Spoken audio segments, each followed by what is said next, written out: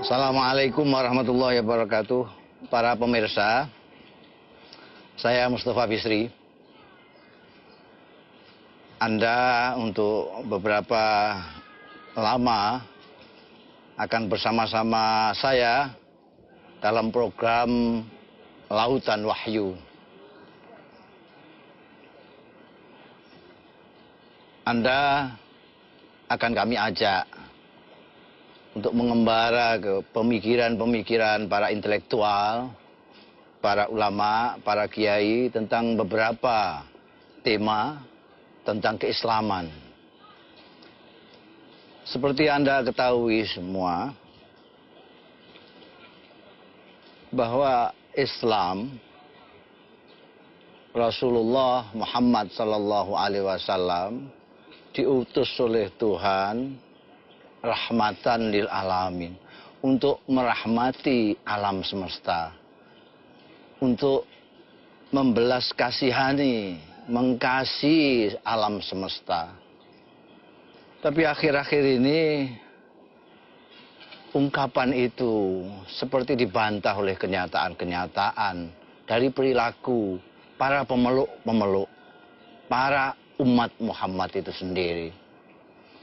Sehingga sangatlah penting kita membuka hati, membuka pikiran untuk melihat kembali kepada perilaku Rasulullah, pemimpin agung kita, dan ajaran-ajarannya.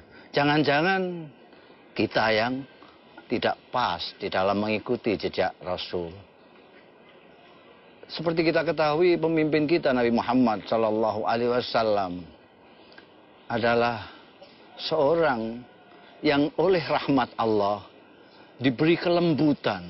Kata Allah di dalam Al-Quran, "Fabima rahmatin minallah lintalahum." Karena rahmat Allah lah engkau mempunyai perilaku yang lembut, halus. Seandainya engkau kasar, engkau keras, maka mereka akan lari dari sisimu. Karena itu kalau kita lihat apa yang diajarkan Rasulullah, semuanya bernuansa kasih sayang. Rasulullah mengatakan, "Irhamu man fil ardi, yarhamukum man fis sama." Kasihilah orang-orang yang di bumi, engkau nanti akan dikasihi oleh yang di langit. Man lam yarham la yurham. Siapa yang tidak mempunyai belas kasih, siapa yang tidak mempunyai rasa rahmat, dia tidak akan mendapatkan rahmat dari Allah.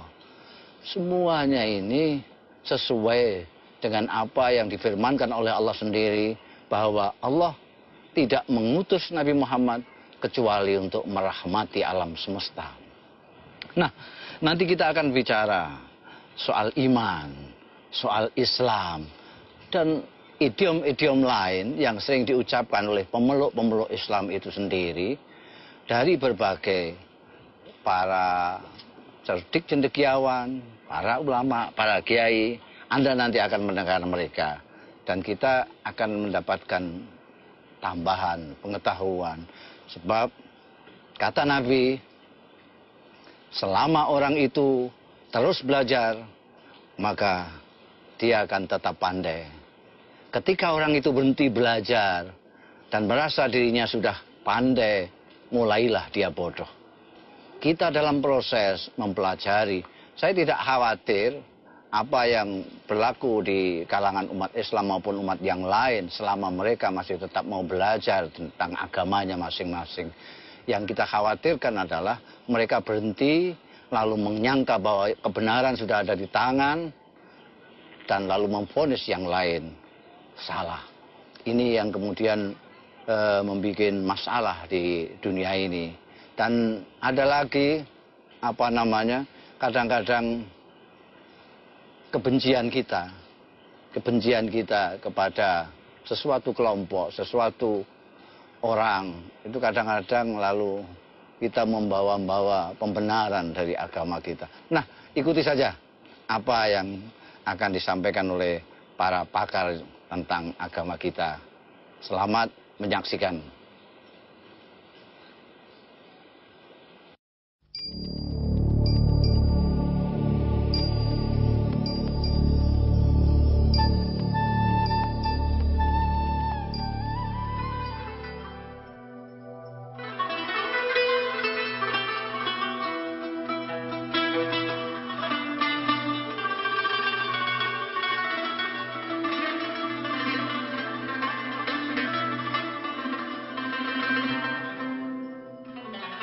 Iman itu tidak bisa dipisahkan dari Islam.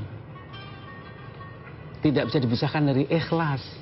Ketika saya berserah diri secara ikhlas dan saya yakin, maka kemudian saya merasakan damai dan tenang dan nyaman dalam hidup saya.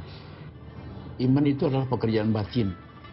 Pekerjaan batin manusia yang terdalam dalam hubungannya dengan sesuatu yang gaib. Yang gaib itu yang di unseen, sesuatu yang tidak dapat dijangkau oleh kemampuan intelektual manusia. Allah namanya.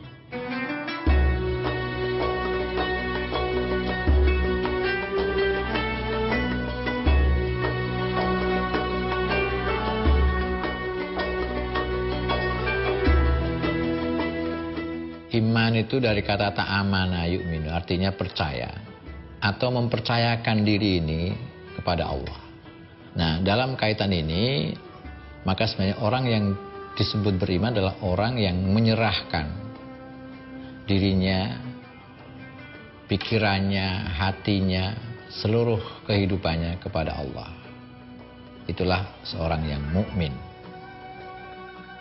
Iman itu percaya, iman itu keyakinan, tetapi juga diwujudkan dalam tindakan-tindakan nyata sehari-hari yang membawa suatu kesan, yang menimbulkan kesan bahwa orang beriman tindakannya baik, orang beriman melakukan tindakan-tindakan yang tidak menimbulkan keguncangan di dalam masyarakat. Saya kira itu.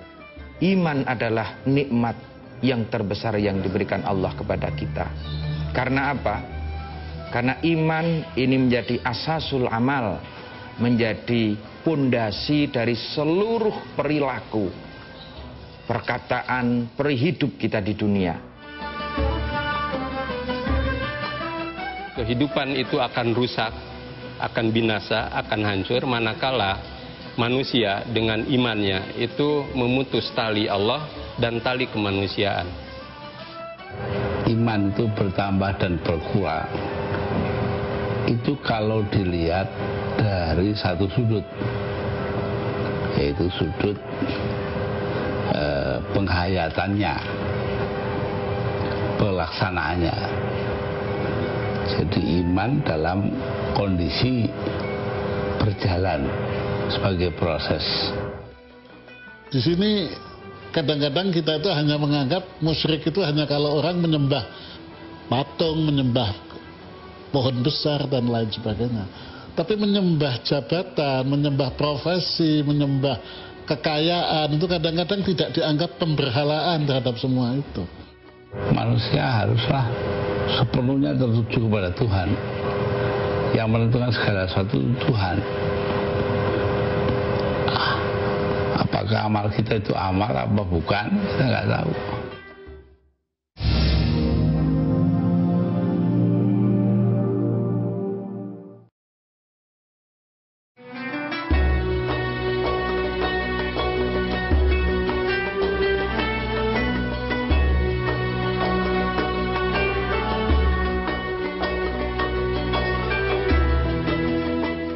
Ikhlas sebetulnya kita berbuat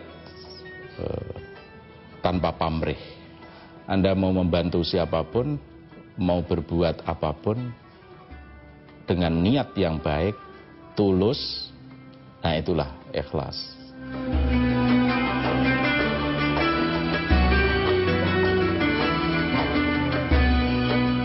Ikhlas ini merupakan salah satu bagian implementatif dari iman itu sendiri.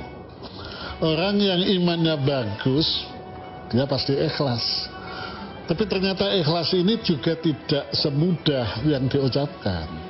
Hidup ini kita jalani dengan hati yang tulus, ya, bahwa apa yang kita jalankan, apa yang kita amalkan, apa yang kita pikirkan, itu semuanya adalah untuk Allah, untuk kebenaran tertinggi.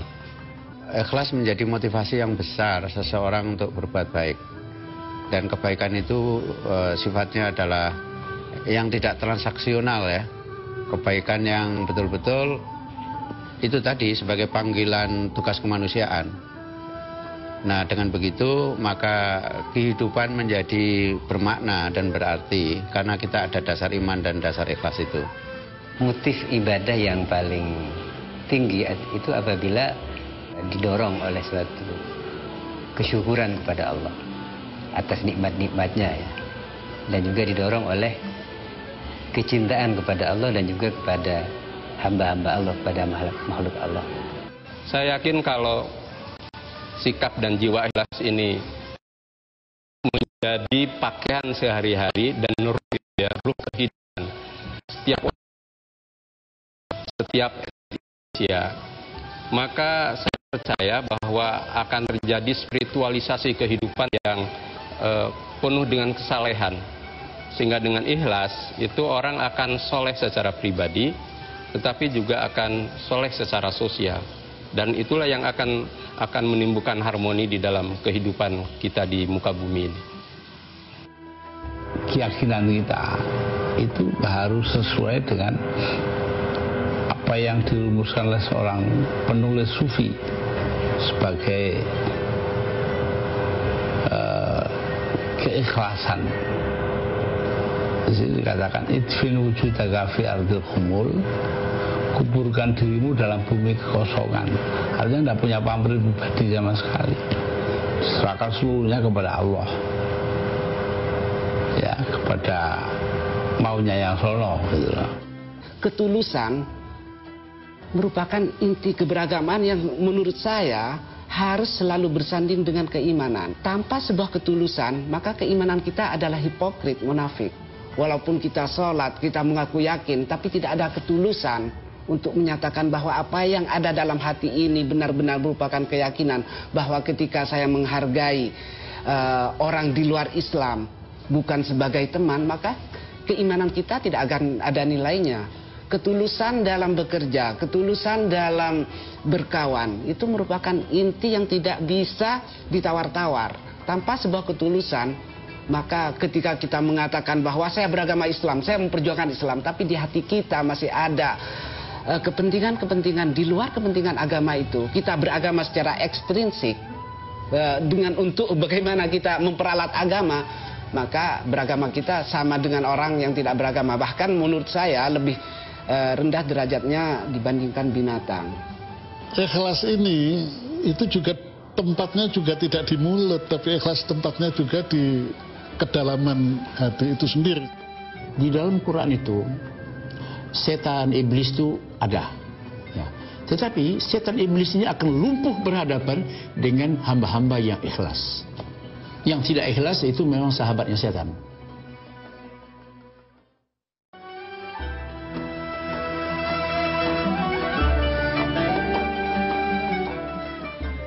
Zikir. Alif,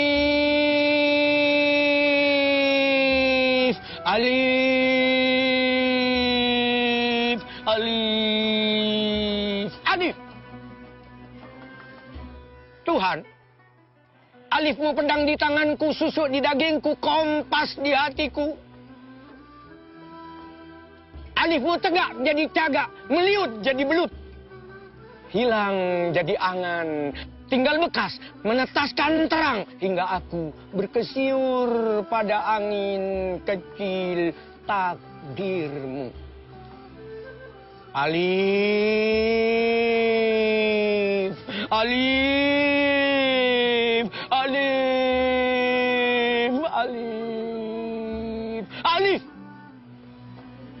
Hom pimpah hidupku, hom pimpah matiku, hom pimpah nasibku, hom pimpah hidupku, hom pimpah matiku, hom pimpah nasibku, hom pimpah, hom pimpah, hom pimpah, hom pimpah, hom pimpah, bah hom pimpah, hom pimpah, bah hom pimpah, hom pimpah, bah hom pimpah, hom pimpah, hom pimpah, hom pimpah, hom pimpah, hom pimpah, hom pimpah, hom pimpah, hom pimpah, hom pimpah, hom pimpah, hom pimpah, hom pimpah, hom pimpah. Kugali hatiku dengan linggis alifmu, hingga lahir mata air, jadi sumur, jadi sungai, jadi laut, jadi samudra dengan sejuta gelombang mengerang menyebut alifmu. Alif, alif, alif, alif. Tuhan, alifmu yang satu tegak di mana-mana.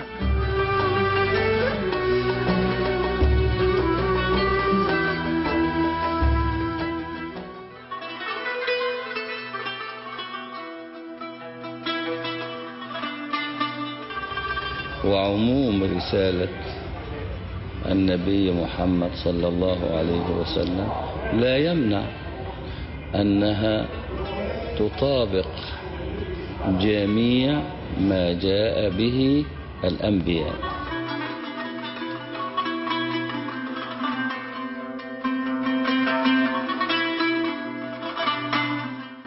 فجميع الرسل كموسى وعيسى وإبراهيم ومحمد كلهم جاءوا برسالة واحدة في أصولها.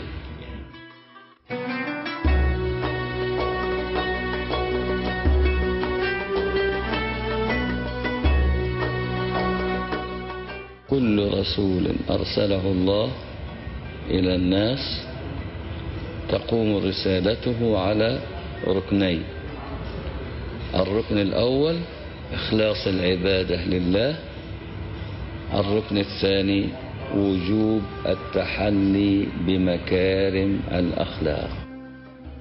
Arti kata Islam sebenarnya penyerahan yang total, menyerah secara keseluruhan kepada Tuhan yang menciptakan kita.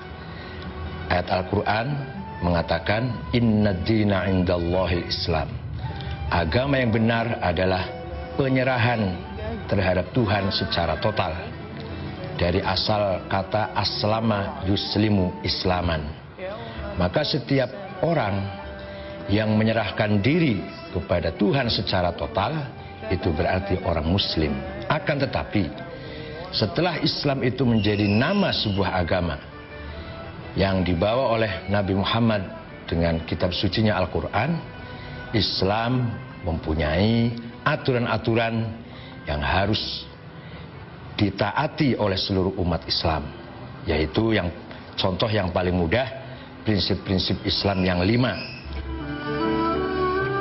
Seorang muslim sempurna itu adalah al-iqyad wal khudu, ya, berserah diri dan tunduk kepada Allah sebagai kelanjutan atau katakanlah manifestasi daripada keimanan yang ada di dalam jiwa seseorang, di mana seseorang dengan lisan itu berikrar yang diikuti dengan pernyataan di dalam hati yang kemudian itu berbuah di dalam perbuatan real di dalam kehidupan.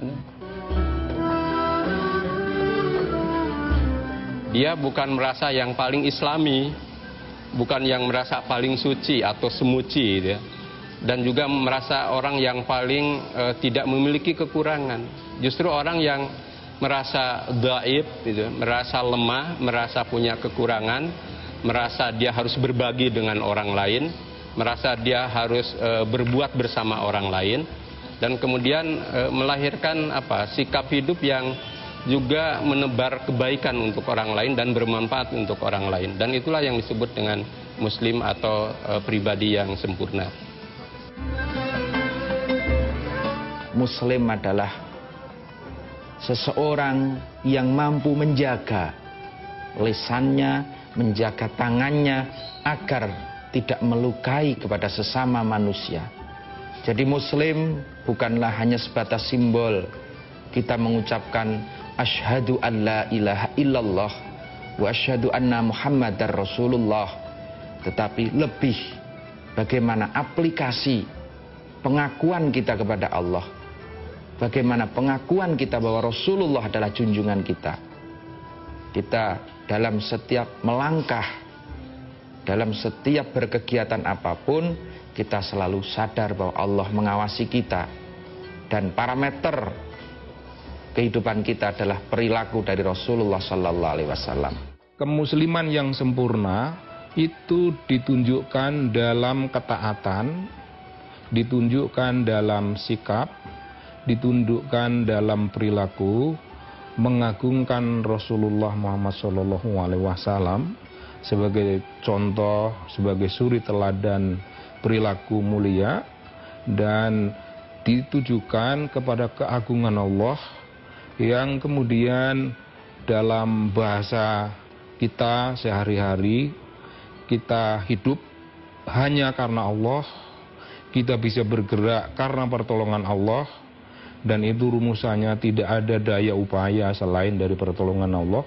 Nah, karena itu kemusliman yang sempurna atau muslim yang kafah, ya, yang pada dasarnya tunduk patuh hanya kepada Allah dan bukan kepada benda-benda duniawi selain Allah.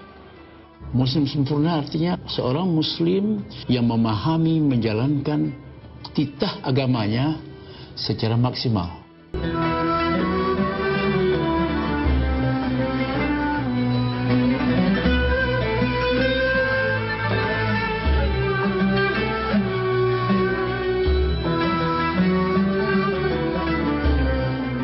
فالعمل الأساسي والجوهري للنبي كان نقل القوم الذين بعث إليهم من حال اجتماعي إلى حال آخر، من حال primitive، من حال بدائي، من حال إلى حال أكثر تطورا، more progressive, from their position before the divine message. This is the meaning of Rahmah. This is the meaning of وَمَا أَرْسَلْنَاكَ إِلَّا رَحْمَةً لِلْعَالَمِينَ. بسم الله الرحمن الرحيم. إن في هذا لبلاغا لقوم عابدين وما أرسلناك إلا رحمة للعالمين. وما أرسلناك إلا رحمة للعالمين. فهذا دليل على أن الذات النبوية تكمل حقائق الذات الإلهية وإنها تعبر عنها، لأنها هذا دليل على أن إذا كانت النبوة هي جوهر الرحمة وأنها بعثت للرحمة ومن سر الرحمة، فهذا دليل على أن الله سبحانه وتعالى هو الرحمن الرحيم. هذا ربط بين رحمانية الله ورحمانية النبي صلى الله عليه وسلم. Yang mengaku sempurna itu yang banyak. Jadi orang sok klaim dirinya itu paling baik pada orang lain itu yang paling banyak.